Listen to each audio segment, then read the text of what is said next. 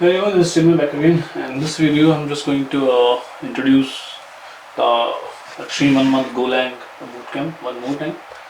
And this time I'm just going to explain a little bit in depth about the topics we are going to cover. And so yeah, let's get into it. Let me start the recording. Okay, so recording has started. So this is the this is a Notion doc for the 1 month Extreme Golang Bootcamp or training, you can say. So basically there will be a Golang introduction as a first step. There will be Golang introduction, and then we'll be focused on concurrency and basic Golang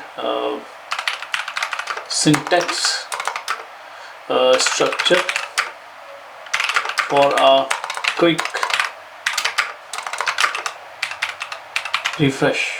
Okay, then as soon as we finish this, we will be coming to the HTTP server Gin framework, where we will be writing a HTTP server using popular Gin framework. Here we will be setting up HTTP server with the scalable configuration. And when I'm saying scalable configuration, then I mean that here we will be using Golang concurrency to make our server able to handle a large number of requests concurrently. So and for this we are going to use, we will be using Go routines. Okay, in Golang we have Go routines to use the concurrency, and in order to create such server we need to introduce something called structured concurrency. So structured concurrency we are going to utilize here. Yeah, this is important. This is important to create a scalable server, because usually if you are doing async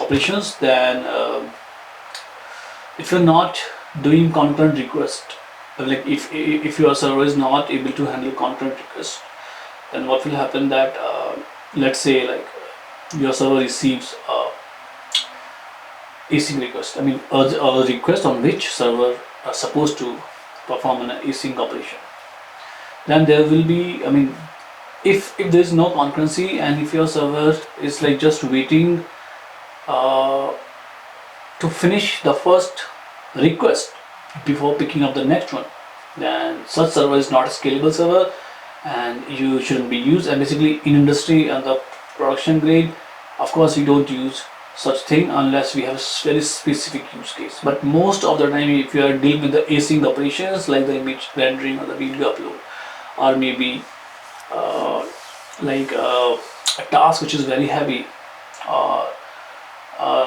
task which cannot be done in like a fraction of second or even 1 second, then we have to add the concurrency to the server to make it very scalable. Like when I'm saying scalable, then I mean a server which can handle large number of requests concurrently without getting crashed. Yeah. So we'll be doing that. Then scale the HTTP server up to 1 million. So in the first step, you just set up the server, and in this step we are going to create a Golang client with Go routines, because in order to test a scalable server which can handle 1 million or 5 million requests, we have to have something to make concurrent 5 million requests. Otherwise, like, how would you test it? So client with Go routines to test our server. Our client will be in Golang and will be making like 1 million concurrent requests. Okay, then we will be adding a database layer using Docker, SQL, and Goose. SQLC is a way to write to generate SQL queries, to generate SQL related code for our backend, and SQLC, like behind the scene, it is pretty fast because it is using the raw SQL query. All it is just generating the code for you based on your query. So you don't have to write that particular Golang code to interact with the database. So yeah, and Goose is very easy to deal with the migrations.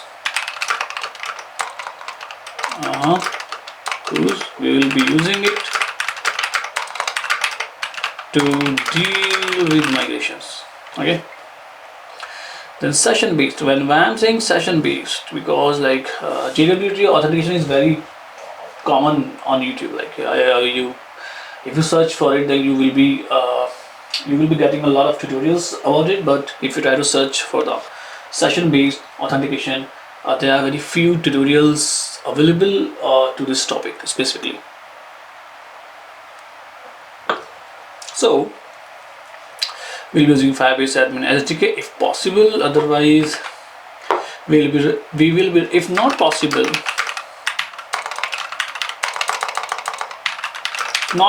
or it is way more difficult, then we might write from scratch. Okay. Yeah. Cookies. Okay, when you handle sessions and cookies for the authentication layer, it is a robust combination to handle the authentication. When you use cookies, then no need to send the token with every subsequent request from the client. Okay. Then we'll be integrating a logging layer. Okay, logging is basically very required thing. So log every request and then log every response, and here basically we will be setting up a logging configuration. Basically, there is a log config folder, and in that config folder we have configurations specifically related to loggings, and we call it like log middleware. That's how it works. So we'll be setting up a log middleware, and then we have this like gRPC server. We will be using the highest gRPC server setting, and we'll be using Netty for this, because last time I used Netty to set gRPC server, and I was able to like make 5 million requests within 5 seconds, most probably. So Netty for this, and we will be handling a large number of requests, which later you can like put in your resume, and your resume will stand out definitely. So then gRPC client, and we need a gRPC client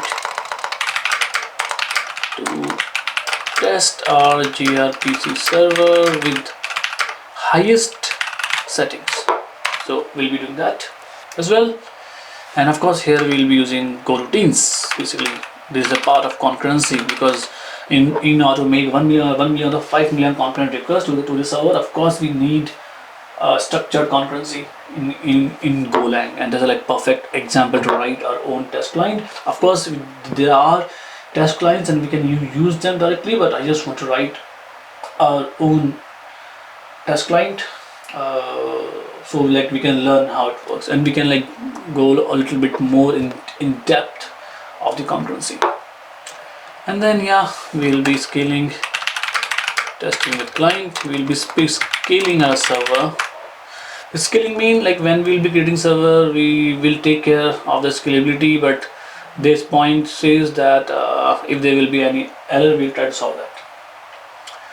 Last but not the least, we'll be having tests in Golang. So setting up testing environment is not that easy, because you work like, especially if you're working with the SQLC, because if you follow the repository pattern where you create interface, services and repository, and then basically you just don't do everything directly, but you try to put or fit your Java object oriented programming concept somehow in Golang. Of course, in not exact same way, but similarly you try to put those oops concept in your Golang. So what happens that our request comes to the handler, then handler sends it to the, and then handler calls a specific service method, and then service method calls specific repository method, and from repository method we start sending response back to the user, and that's how it works. So we'll be setting a test DB and using Docker test logging. Of course, sometimes we need to log test a result or the like test data, and then we'll be writing a few tests, like one for the gRPC and one for the HTTP, and the remaining test you have to write by yourself just for your practice. So yeah, daily 1.5 or 2 hours interaction will be there, and I will be there with you to teach you such important and amazing things in Golang with me. Thank you.